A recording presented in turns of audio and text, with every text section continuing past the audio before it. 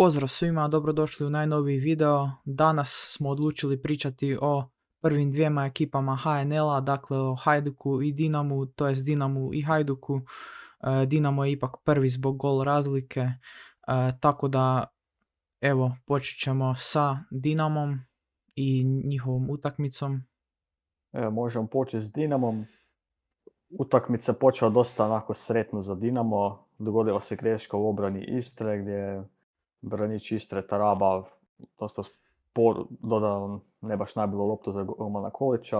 Onda se nekako odbila lopta od njega. Došao Beljo u pritisak. Tu su se malo obojica poskliznuli. Beljo se brzo predigao i zabio gol. Tako da čim dođeš odmah do zgoditka, odmah se lakše diše. Oni su poslije imali priliku gdje je Stojković izborio loptu, dodao do Ljubičića, došla lopta na Belju, Beljo pucao, brani Kolić. I onda nakon toga se onako možda Dinamo relativno malo povukao, nisu išli u nekakav pressing, do neke 35. minute i onda su slijedile neke serije udaraca. Bil je udarac, jako dobar udarac Mišića z voleja, koji je bio odlična obrana Kolića, bio je udarac Belje i kasnije je još bio, poslije toga je bio i korner u kojem je Dominguez glavom pogodio Gredu, to je isto bilo jako dobra prilika. Na drugom dijelu je početkom drugog poluvremena isto bila ta neka stanka kao u prvom gdje se Dinamo nije uzimao neku inicijativu, neki pritisak. I onda kasnije ulaskom Vilara to se malo promijenilo. Što mi se sviđa, mislim da bi Vilar definitivno trebao igrati prvih 11. Kad je ušao, dosta toga se promijenio, vidi se da je kreativan. I on je onda u 70. minuti, nakon što je Istra izbacao loptu van, došla lopta do njega, napravio neke svoje finte iz Španjolske i pogodio stvarno fantastično, možda čak i gol kola za 2-0. I tu je utakmica praktički završila. I onda su došle još zamjene. I naravno Kolenović opet zabio u 90. Prvi put je igrali Bakrar, nova pridušica od Dinamo. I porobio on po desnoj strani, znači on je igra desno krilo. Došla lopta do Solde i on asistirao za Kolenovića. Kolenović dao svoj klasični gol iz peterca i to bi onda za kraju 3-0. Znači, ukratko, u biti Dinamo je zaslužio pobjedu. Istra nije imala ni jednu priliku na cijele utakmici.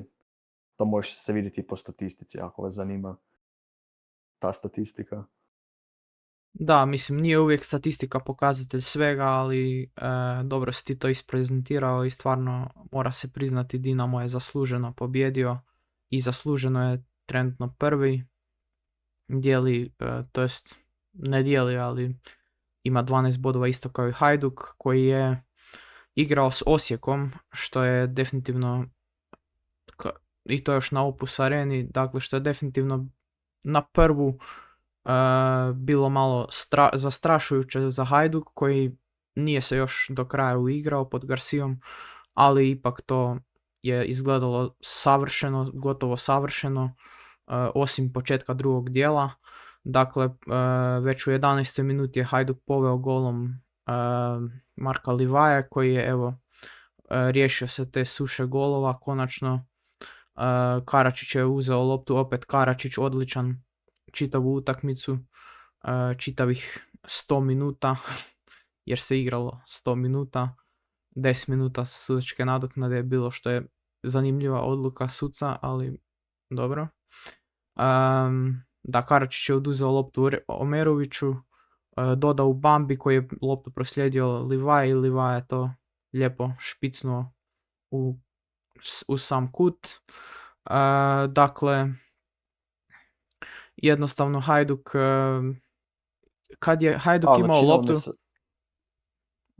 kad je Hajduk imao loptu, jednostavno su stalno izgledali dosta opasno kad bi došli u zadnju trećinu, dok je Osijek imao loptu, jednostavno nisu ništa mogli s njom napraviti. Pokušavali su konstantno nešto preko lijeve strane, ali evo, tamo je bio Karačić, s te strane je bio i Šarlija, jednostavno nisu ništa mogli napraviti.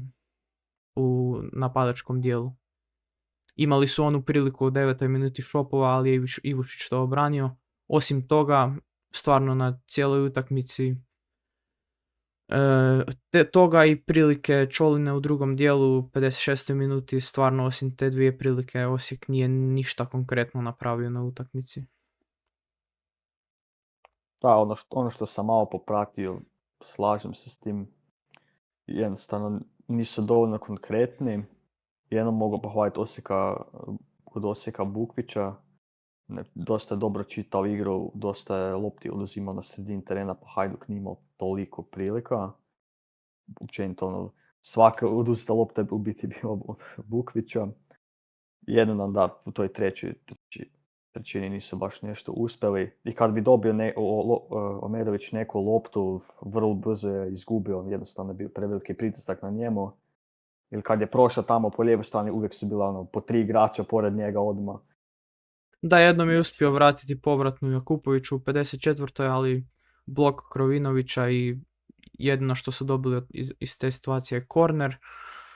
Ali ne znam, jednostavno Hajduk je bio opasniji u toj trećoj trećini i zasluženo je pobjedio. Što se tiče drugog gola, možda nije bio neki sad specijalan gol.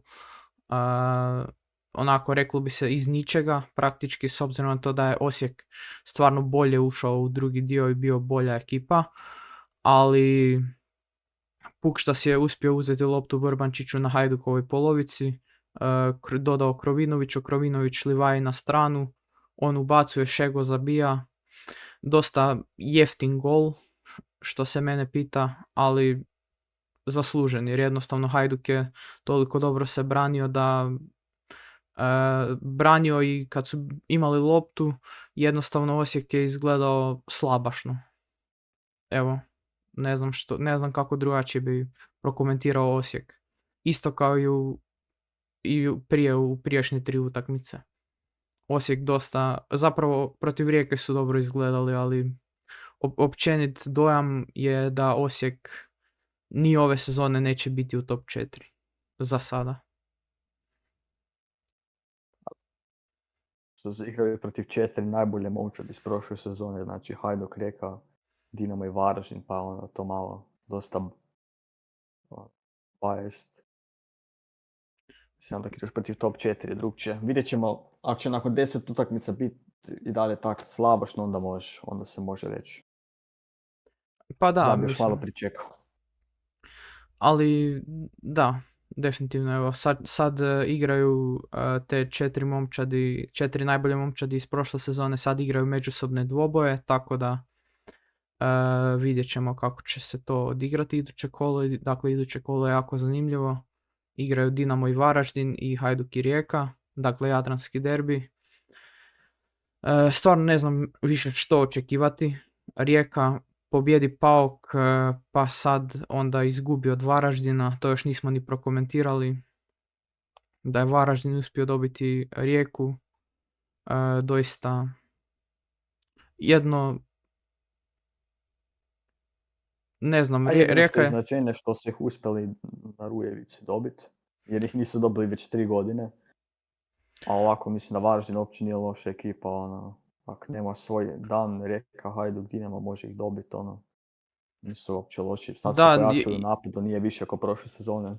Ja nisam mogao vjerovati što gledam, jednostavno. Rijeka je izgledala kao drugorazredna ekipa protiv Varaždina. Jednostavno nisam mogao vjerovati što gledam. Varaždin je, sjećam se, jednom trenutku imao 6 udaraca prema golu, Rijeka 1. I taj 1 je bio pogodak, onaj već u 5. minuti. Ali da, tablica izgleda tako da su Dinamo i Hajduk već pobjegli s 5 bodova razlike od Lokomotive koja je treća sa 7 bodova. Lokomotiva je isto dobro ušla u sezonu, što je pomalo neočekivano također. Isto kao što je neočekivano bilo da Hajduk i Dinamo toliko dobro uđu. Dobro, ne znam, po meni baš 4 od 4 da će imati obje ekipe ne bi nikad rekao, ali dobro, ne znam što ti misliš o tome. Pa dobro, sada kad uzmeš u obzir prošlu sezonu, ok. Ali ono, Dinamo je ono, tu gdje se inače očekuje da bude Dinamo, a realno gledajući HNL-u. Rijetko kad očekuješ da neće pobijediti ono možda 8 utakmica u cijeloj sezoni. Na 8 utakmica podijeliš na poraze i remije možda. I to maksimalno. Tako da me to ne iznenađuje. Više me iznenađuje Hajduk, možda mislim da će više psihički pas poslije ispadanja. To me iznenadilo, ali čini se da to nije utjecalo na njih. I ima je sad par igrača koji su u dobroj formi, poput Bambe i Karačića. Da, Jedno fali još Livaja malo. ja sam kod Dinama više mislio s obzirom na to da, s obzirom na raspored, dakle igrali su prvo kolo već protiv Osijeka, treće kolo protiv Rijeke. Nikad ne bi rekao na početku sezone prije prvog kola da će imati 4 pobjede. Mislim, isto to ne bi rekao ni za Hajduk, očekivao bi bar jedan kiks.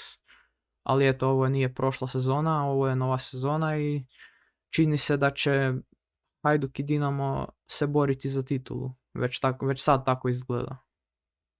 Jer izgledaju kao najkonkretnije momčadi. Mislim, jako je rano za govoriti. Vidjet ćemo nakon idućeg kola, nakon toga kako će Hajduk odigrati protiv Rijeke i Dinamo protiv Varaždina, ali ako pobjede svoje utakmice Hajduk i Dinamo, mislim da će to onda doista biti tako. Pa da, sad su u dobrom trendu jedni i drugi. Ali ajde, vidjet ćemo. Da. A da, nek bude tako, bude napeto. Da. Tako je uvijek zanimljivije. Vraća se na staru HNL, Hajduk i Dinamo, ko će biti prvi. A ne znam, nekako vraća se na tu romantiku staru. Koliko je staro, 10 godina. A moraš priznati da je Rijeka zadnjih 5-6-7 godina bolje od Hajduka HNL. Bolje plasirano. To ti je činjenično. Pa da, zato kažem, vraća se na staru. Ono, Hajduk protiv Dinama, sjever protiv juga, vraćamo se nekako na to ovom sezonom. Barem za sad tako to izgleda. Kažem, vidjet ćemo kako će završiti jadranski derbi. Rijeka naravno ima još tu utakmicu protiv Pauka, tako da će biti još hendikepirana s te strane. A Dinamo ide na Varaždin koji je jako nezgodan. Kao što si sam rekao. Da. To bi mogao možda biti prvi kick Dinama.